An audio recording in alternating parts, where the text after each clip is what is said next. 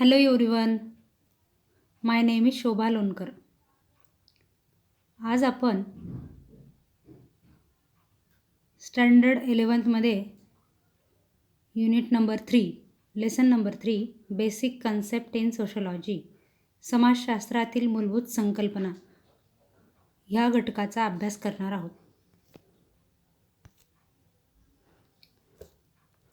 Firstly introduction. समाजातील प्रत्येक सामाजिक घटनेचा आपल्याला अभ्यास करत असताना हे शास्त्र समजून घेताना ते फार गुंतागुंतीचे मानले गेलेले, कारण समाजशास्त्रीय संकल्पना ह्या अमूर्त असल्याने म्हणजेच कशा की त्या आपल्याला डोळ्याने दिसत नाहीत, त्यामुळे त्या समजून घेण्याला अवघड जात असतात.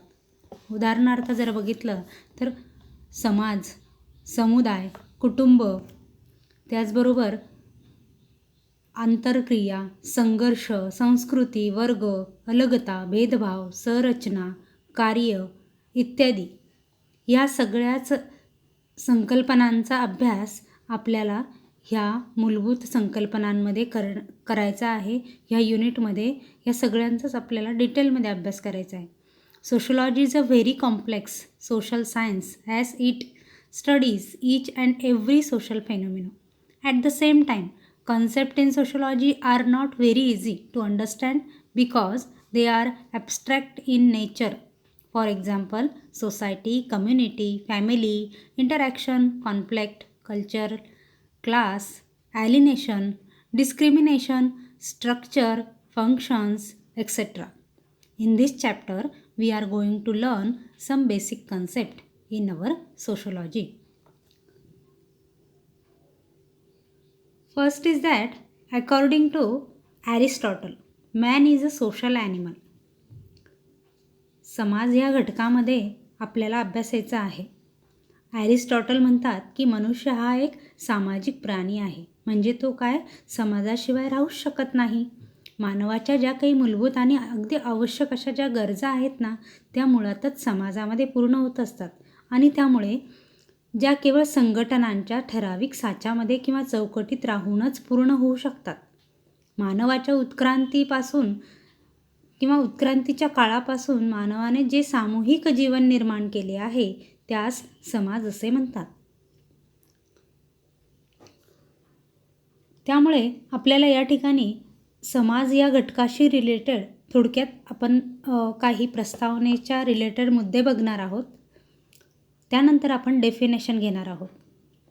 समाजशास्त्रामध्ये जर विचार केला तर जेव्हा व्यक्तींमध्ये सामाजिक संबंध निर्माण होतात त्यालाच समाज असे म्हटलेले आहे.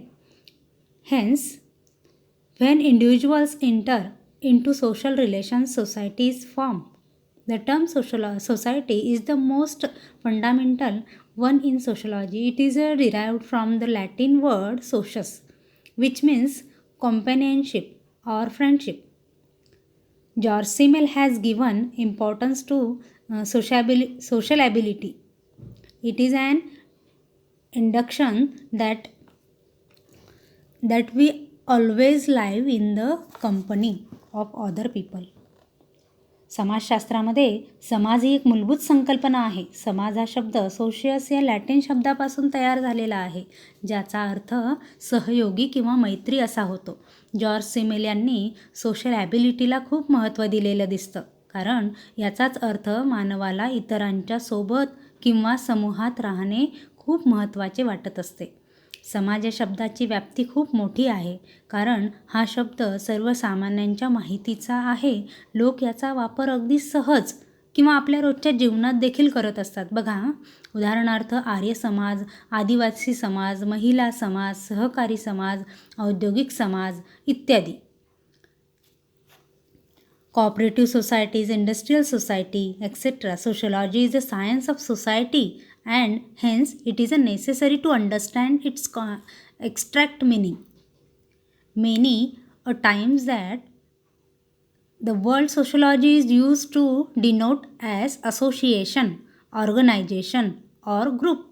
For example, People's Education Society, Deccan Education Society, Ideal Housing Society, etc. However, such an interpretation of society is not accepted in sociology.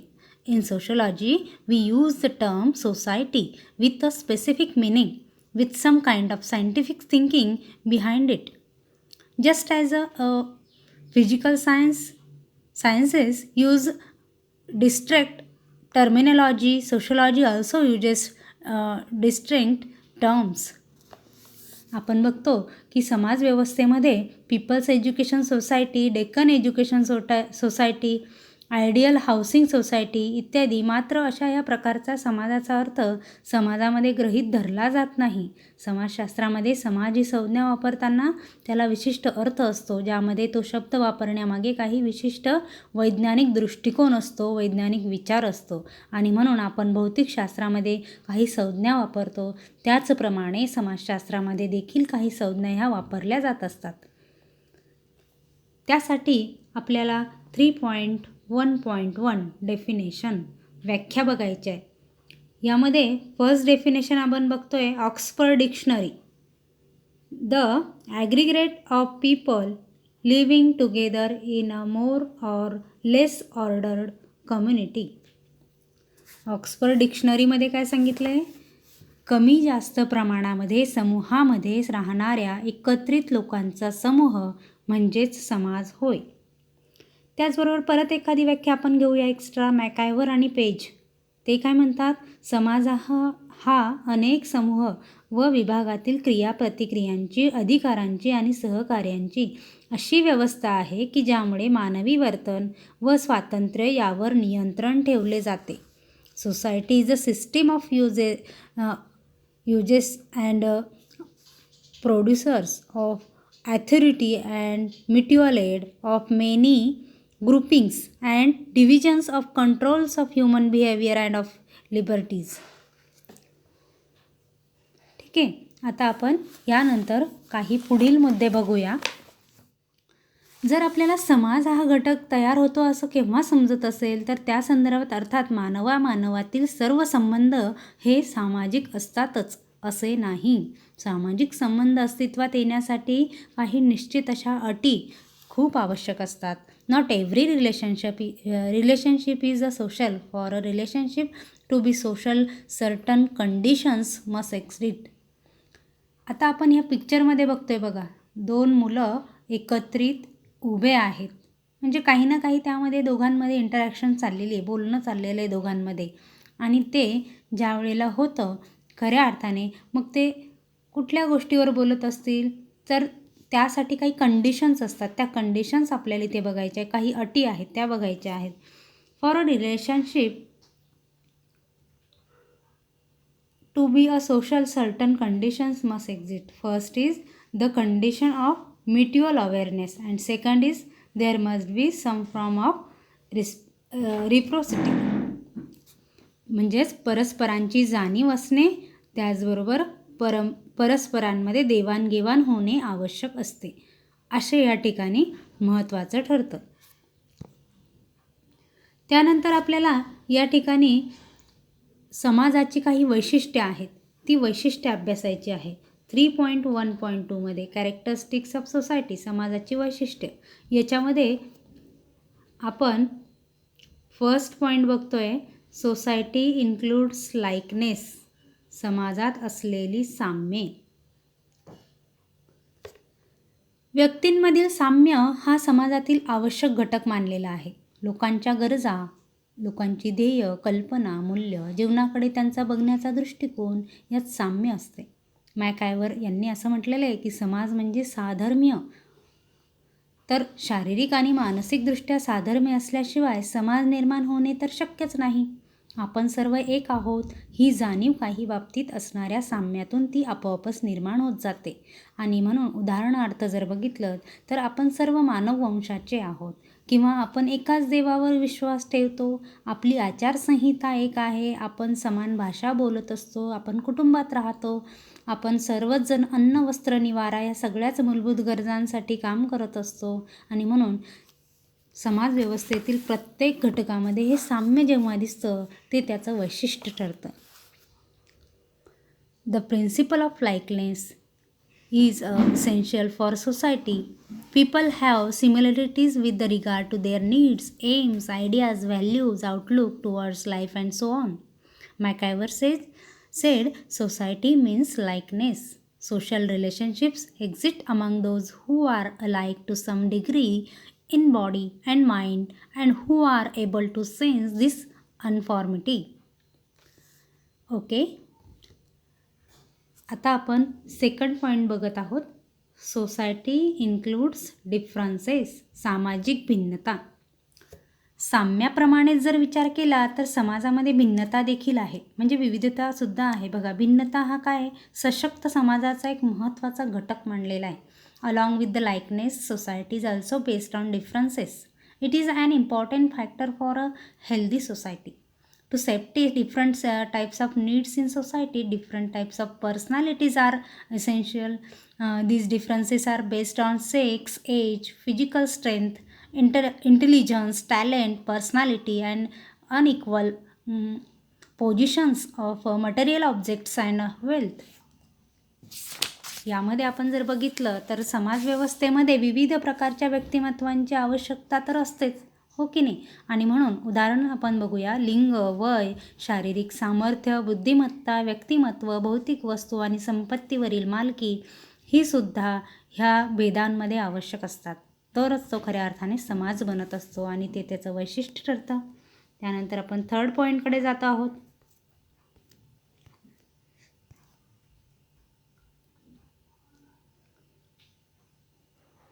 Interdependence, परस्परावलंबित्व. Interdependence in our society, one depends upon the other for the satisfaction of one's needs. One group, one nation, one community depends upon the other for its development. समाजामध्ये एक व्यक्ती ही दुसऱ्या व्यक्तीवर स्वतःच्या गरजा भागवण्यासाठी नक्कीच अवलंबून असते. कारण एकटी व्यक्ती कुठलीच गरज आपली एकट्यात पूर्ण करू शकते का, तर नाहीच मुळी.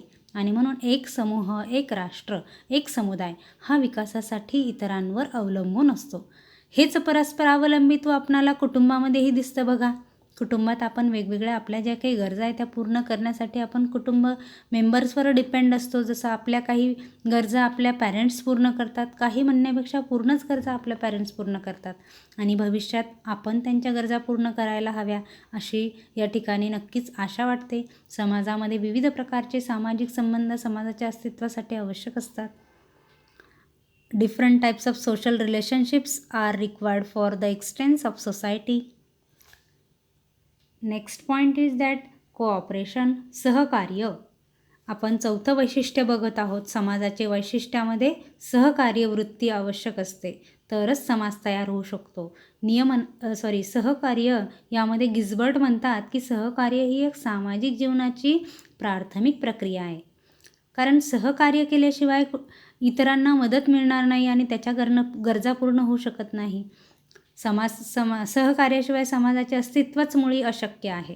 लोक प्रत्यक्ष आणि अप्रत्यक्षरित्या एकमेकांना सहकार्य करत असतात, मदत करत असतात. According to Gisbert, cooperation is the most elementary process of social life without which the existence of a society is impossible. People may have direct or indirect kinds of cooperation. आपण आता नेक्स्ट 5 नंबरचा characteristics बघत आहोत. Normative nature, नियमनात्मकता. Normative nature means that social behavior of the people is evaluated by a mechanism of social control in society. These controlling means are known as norms. Norms always attempt to control misbehavior or the acts which are demands harmful to society. In this context, norms try to protect society.